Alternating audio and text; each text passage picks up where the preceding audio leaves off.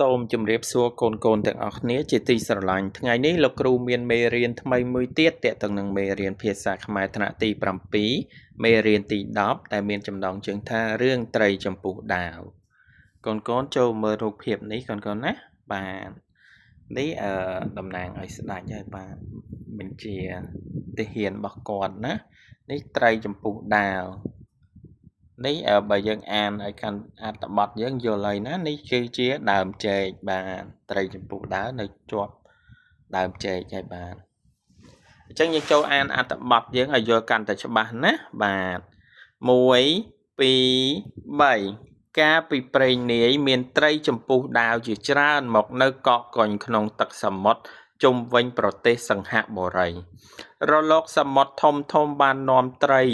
ទាំងនោះមកក្បែរឆ្នេរអ្នកស្រុកមិនហ៊ានចុះហែលទឹកឬដើរកំសាន្តតាមឆ្នេរឡើយដោយខ្លាចត្រីសាហាវទាំងនោះមកចាក់សម្លាប់អ្នកនេសាទក៏ត្រូវឈប់រកស៊ីដែរដោយខ្លាចត្រីចម្ពុះដាវកាត់សំណាញ់និងចោះទម្លុះទូកទីបំផុតស្ដេចប្រទេសសង្ហបុរីសម្រេចថាត្រូវរកវិធានការណាមួយដើម្បីកម្ចាត់ត្រីចម្ពុះដាវឲ្យអស់ស្ដេចបញ្ជាឲ្យទាហានរៀបជាជួរតាមឆ្នេរសមុទ្រដើម្បីសម្លាប់វានៅពេលវាឡើងមកតាមទឹករលកពួកទាហានត្រៀមខ្លួនជាស្រេចម្នាក់សុទ្ធតែប្រដាប់ដោយលំពែងនិងខែគ្រូសុំអស់បន្តិចណាលុះទឹកចូលមកទាហានទាំងអស់បានប្រុងប្រៀបចូលប្រយុទ្ធប៉ុន្តែពួកគេប្រយុទ្ធមិនទាន់ពេលទេព្រោះត្រីចម្ពុះដាវបានលោតឡើងលើហើយចាក់សម្លាប់ពួកគេដោយចម្ពុះដែលមានរាងដូចដាវទាហានជាច្រើនបានបាត់បង់ជីវិតហើយមួយភាគធំត្រូវរងរបួសស្ដេចបានបញ្ជាទាហានមួយជួរហើយមួយជួរទៀតឲ្យចូលទៅជំនួសប៉ុន្តែអ្នកទាំងនោះបានទទួលវាសនាដូចអ្នកមុនដែរព្រឹត្តិការណ៍បែបនេះចេះតែបន្តទៅទៀតនៅពេលហេតុការណ៍នេះបានកើតឡើងមានក្មេងប្រុសម្នាក់កំពុងតែមើលមកពីចម្ងាយដោយកែវភ្នែកភ្លឺមុតទីបំផុតវាបានចូល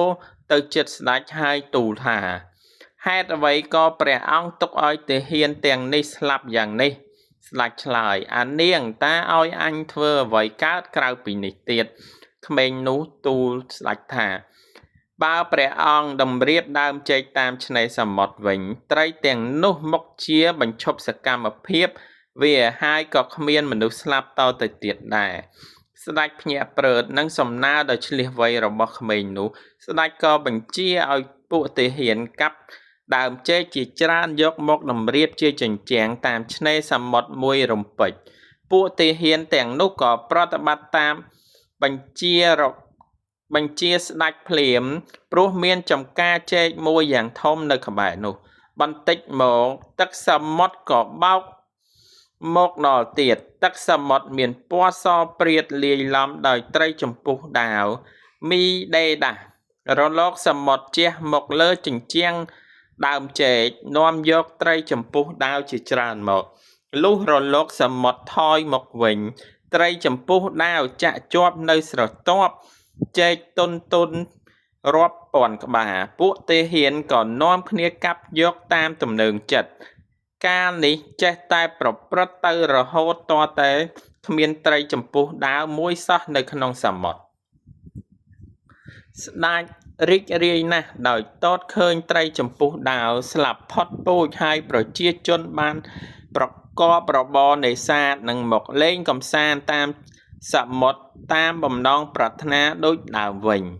ដកស្រង់ពីកម្រងអត្ថបទអក្សរសិល្ប៍ក្រសួងអប់រំឆ្នាំ1984ជាប្រភេទរឿងព្រេងរបស់ប្រទេសសង្ហបុរីទំព័រទី59ដល់61បាទឃើញថាអត្ថបទយើងបានបញ្ចប់ទៅត្រឹមនេះហើយកូនៗណាបាទរឿងត្រីចម្ពុះដាវបាទនេះគឺជាខ្ជូអរកូដលោកគ្រូណាបើសិនបើកូនណាមានបំណងចង់ប៉ាវកាហ្វេឬកាទៀវអីលោកគ្រូកូនអាចស្កេន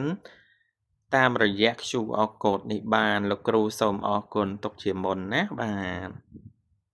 ចឹងលោកគ្រូសូមបន្តមេរៀនយើងទៀតណារឿងត្រីចម្ពុះដាវត្រង់សំណួរនិងចម្លើយ